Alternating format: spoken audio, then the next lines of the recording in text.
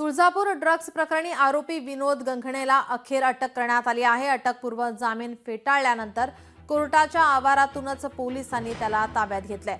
माजी नगराध्यक्षाचे पती असलेले विनोद गंघणे अनेक दिवसांपासून फरार होते।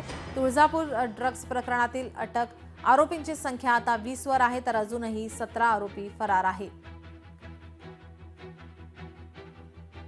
तुळजापूर ड्रग्ज प्रकरणात मोठी अपडेट आपण पाहतोय। आरोपी माजी नगराध्यक्षाचे पती असलेले विनोद उर्फ पिंटू गंघणे यास पोलिसांनी आता ताब्यात घेतलेला आहे।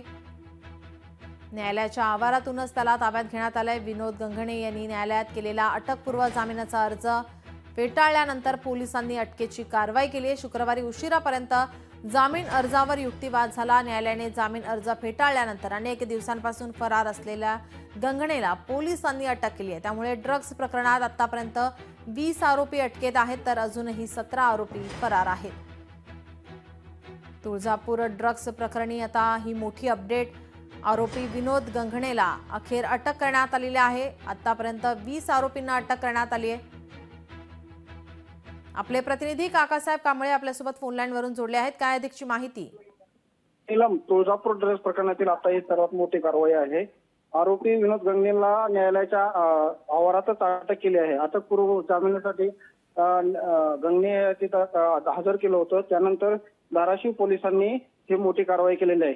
तुळजापूर ड्रग्ज प्रकरणातील अटक आरोपीची संख्या आता 20 वर गेली असून 17 आरोपी फरार आहेत।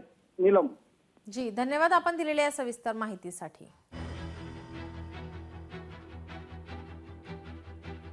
ड्रग्ज प्रकरणातील 20 आरोपींना अटक करण्यात आलेली आहे। अजूनही 17 आरोपी फरार असल्याची माहिती।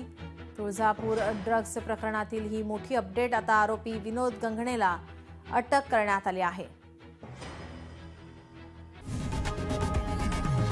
लोकशाही मराठी ऐका, पहा, जागरूक रहा।